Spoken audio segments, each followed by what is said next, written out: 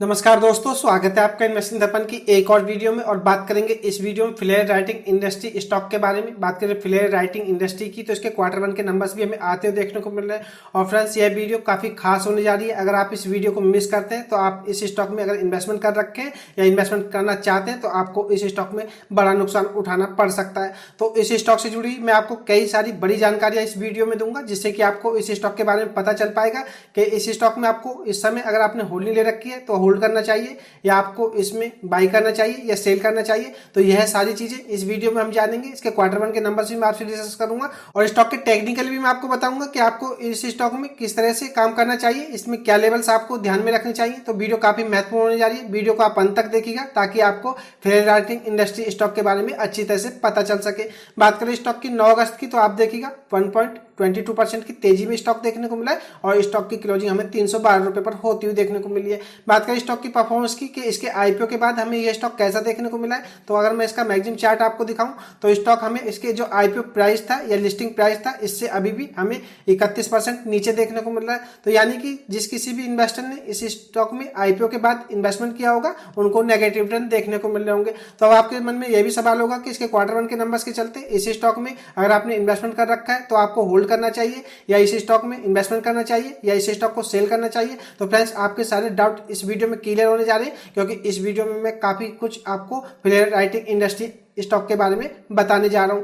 तो बने रहिएगा वीडियो में। इससे पहले चैनल पर नए हैं तो चैनल को भी सब्सक्राइब कर लें। वीडियो अच्छी लगे तो वीडियो को लाइक करना भी ना भूलें। बात करें फ्लेयर राइटिंग इंडस्ट्री के आईपीओ की तो इसके बारे में मैं आपको बताना चाहूंगा, क्योंकि आपको इसके बारे में पता होना चाहिए। अगर हम इस आईपीओ की लिस्टिंग डिटेल्स को देखें तो यह भी आपको पता होना चाहिए। इसकी लिस्टिंग हमें 1 दिसंबर 2023 को देखने को मिली थी और इसका जो लिस्टिंग प्राइस था यह 503 रुपए पर हमें देखने को मिला था और स्टॉक इस समय हमें 312 रुपए पर देखने को मिल रहा है। तो आप समझ सकते हैं स्टॉक 503 रुपए से 312 रुपए तक हमें आता हुआ देखने को मिल रहा है। और आप जब इसकी लिस्टिंग चेंजेस को देखिएगा, अगर हम बात करें इस आईपीओ की लिस्टिंग की तो हमें 65.46% के प्रीमियम पर होती हुई देखने को मिलती, यानी कि जिस किसी भी इन्वेस्टर्स को इसके आईपीओ में अलॉटमेंट हुआ होगा तो उसको पहले ही दिन इसमें 65.5% से ऊपर के रिटर्न्स देखने को मिले होंगे। तो ये आपको पता होना चाहिए। और इसके आईपीओ डिटेल्स अगर मैं आपको बताऊं तो यह हमें 22 नवंबर 2023 को ओपन होता हुआ देखने को मिला था और इसकी क्लोजिंग डेट 24 नवंबर 2023 देखने को मिली थी। और इसके आईपीओ प्राइस बैंड की अगर हम बात करें तो यह 288 से 304 रुपए हमें देखने को मिली थी और इस आईपीओ का साइज हमें 593 करोड़ रुपए देखने को मिला था। तो फ्रेंड्स, बात करें इसके आईपीओ का जो प्राइस बैंड था यह 304 रुपए हमें मैक्सिमम देखने को मिलता था और स्टॉक इस समय हमें 312 रुपए पर देखने को मिल रहा है। तो बात करें स्टॉक की तो इसका जो आईपीओ प्राइस बैंड था स्टॉक उसी के आसपास हमें आता हुआ देखने को मिल रहा है। और जिस किसी भी इन्वेस्टर को इस आईपीओ में अलॉटमेंट हुआ होगा और उसने अगर इस स्टॉक को होल्ड कर रखा होगा तो इस समय उसके जो 65% की रिटर्न है वह जा चुके होंगे, या कहा जाए तो वह इस समय जीरो प्रॉफिट और जीरो लॉस के आसपास देखने को मिल रहा होगा। तो फ्रेंड्स, ऐसे में अब आपके मन में यह भी सवाल हो सकता है कि यह अपने जो आईपीओ लिस्टिंग प्राइस था उससे काफी नीचे आ चुका है, तो क्या इस स्टॉक में खरीदारी करना चाहिए या नहीं। तो फ्रेंड्स, आप पहले इसके क्वार्टर वन के नंबर्स को देख लीजिएगा और स्टॉक के टेक्निकल को देख लीजिएगा, उसके बाद ही इस स्टॉक में आप कोई इन्वेस्टमेंट का डिसीजन लीजिएगा। तो देख लेते हैं इस स्टॉक से जुड़ी और भी जानकारी हमें क्या देखने को मिल रही है। बने रहिएगा वीडियो में। बात करें फ्लेयर राइटिंग इंडस्ट्री की तो फटाफट स्टॉक का ओवरव्यू ले लेते हैं। बात करें स्टॉक की तो बीएससी और एनएससी दोनों ही एक्सचेंज पर हमें देखने को मिलता है, यानी कि एक मेन लाइन या मेन बोर्ड आईपीओ था। बात करें इसके मार्केट कैप की तो आप देखिएगा 3294 करोड़ हमें देखने को मिलता है। तो एक छोटे मार्केट कैप वाला स्टॉक है या कहा जाए तो एक स्मॉल कैप स्टॉक है।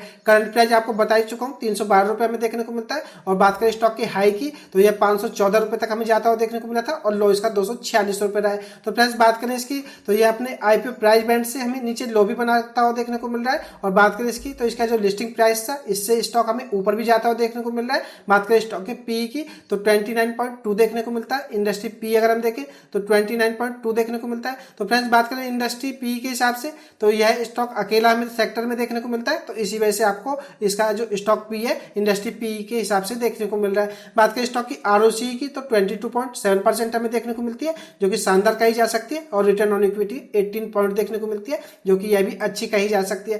फ्रेंड्स, बात करें स्टॉक मार्केट के हिसाब से अगर आपको आरओसी और आरओई 10 से 15% से ऊपर देखने को मिले तो यह स्टॉक फंडामेंटली अच्छे माने जाते हैं, तो यह भी आपको पता होना चाहिए। बात करें पीईजी रेशियो की तो 2.30 देखने को मिलता है।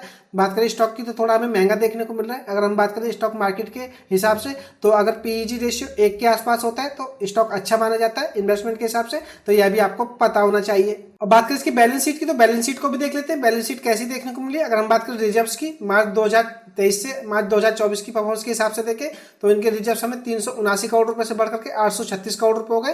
तो रिजर्व्स हमें इनके धमाकेदार बढ़ते हुए देखने को मिल रहे।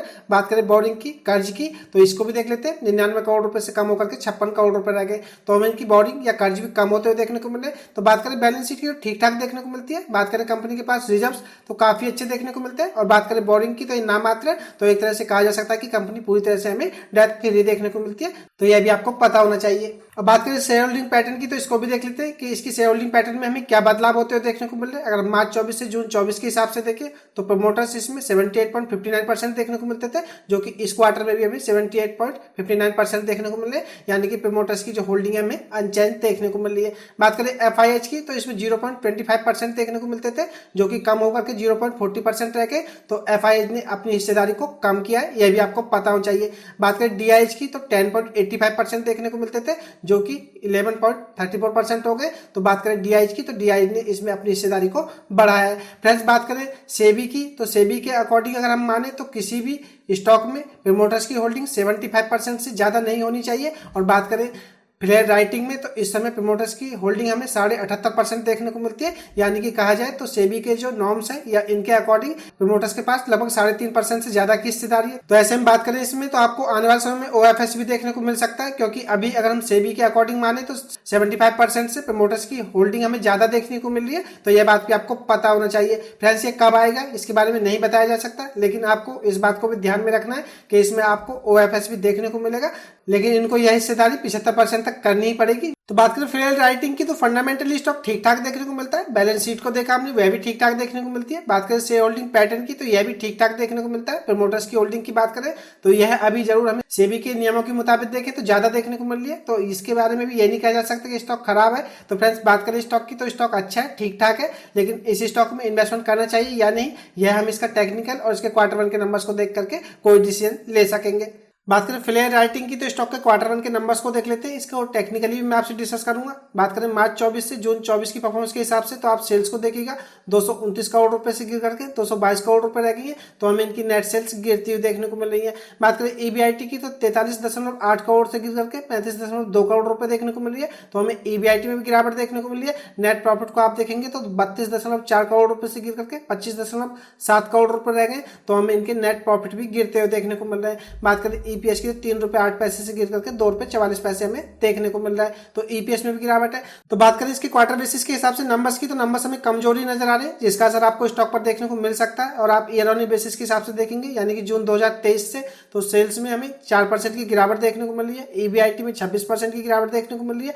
नेट प्रॉफिट में 17% की गिरावट देखने को मिल रही है। और ईपीएस में भी 27% की गिरावट देखने को मिल रही है। तो बात करें नंबर्स की, तो numbers year on year basis के हिसाब से भी एंड क्वार्टर बेसिस के हिसाब से भी बिल्कुल बेकार देखने को मिल रहे हैं। कंपनी के एक साल में भी हमें नेट प्रॉफिट कम होते हुए देखने को मिल रहे हैं और क्वार्टर बेसिस के हिसाब से भी नेट प्रॉफिट कम होते हुए देखने को मिल रहे हैं। तो अब देखने वाली बात यह भी होगी कि बाजार इसके नंबर्स को लेकर के कैसा रिएक्ट करता है। लेकिन फ्रेंड्स, आप स्टॉक में जल्दीबाजी में कोई गलती ना करें, क्योंकि इसके नंबर्स हमें काफी वीक नजर आ रहे हैं। और स्टॉक को टेक्निकली भी देख लेते हैं कि टेक्निकली स्टॉक हमें कैसा देखने को मिल रहा है। बने रहिएगा वीडियो में। अब बात करें स्टॉक की, तो स्टॉक को टेक्निकली देख लेते हैं कि आपको इस स्टॉक में किन लेवल्स को ध्यान में रख करके इन्वेस्टमेंट करना है। बात करें फ्रेंड्स इसके क्वार्टर वन के नंबर्स की, तो आपको बता ही चुका हूं, बिल्कुल बेकार देखने को मिल रहे हैं और इनका असर आपको स्टॉक पर देखने को मिलेगा। तो ऐसे कि मैं अगर हम बात करें स्टॉक के आईपीओ के लिस्टिंग प्राइस से, तो स्टॉक में हमें ये काफी बड़ी गिरावट देखने को मिली, लेकिन उसके बाद स्टॉक में ये रिकवरी भी देखने को मिल रही है। बात करें स्टॉक के लो की, तो ये 246 रुपए तक हमें इसके आईपीओ के लिस्टिंग प्राइस के बाद आता हुआ देखने को मिला है। तो फ्रेंड्स, अब बात करें इस स्टॉक की, तो इसका करंट मार्केट प्राइस इस समय हमें 312 रुपए पर देखने को मिलता है। तो मैं आपको बताना चाहूंगा, इस स्टॉक में अगर आपने होल्डिंग ले रखी है और आपको अगर इस स्टॉक में प्रॉफिट आ रहे हैं, तो फ्रेंड्स आप इस स्टॉक में एसएल लेकर के काम करें। और अगर आप इस स्टॉक को फ्रेंड्स इन्वेस्टमेंट के लिए देखना चाहते हैं, तो आप अभी इस स्टॉक से दूर रहें।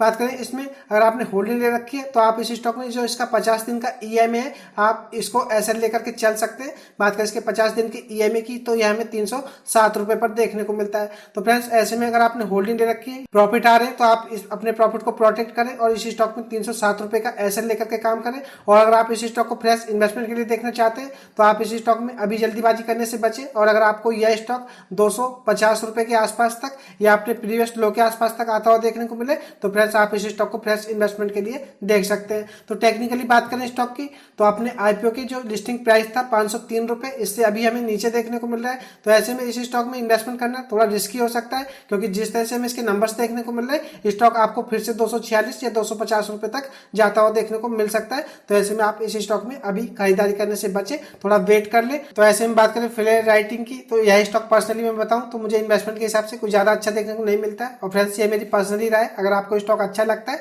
तो आप इस स्टॉक को कंटिन्यू करें, आप चाहें तो होल्ड करें, आप चाहें तो इस स्टॉक को बाय करें, आपकी अपनी मर्जी है। तो फ्रेंड्स ये खास अपडेट मुझे आपको फ्लेयर राइटिंग इंडस्ट्री से देनी थी। इसके Q1 के नंबर्स के चलते आप इस स्टॉक पर ध्यान रखें और स्टॉक में कोई भी गलती करने से बचें। तो एक खास अपडेट की वीडियो आपको कैसी लगी मुझे कमेंट करके बताएं। वीडियो अच्छी लगी तो वीडियो को लाइक करें, शेयर करें। मैं मिलूंगा आपसे नई वीडियो में, तब तक के लिए नमस्कार।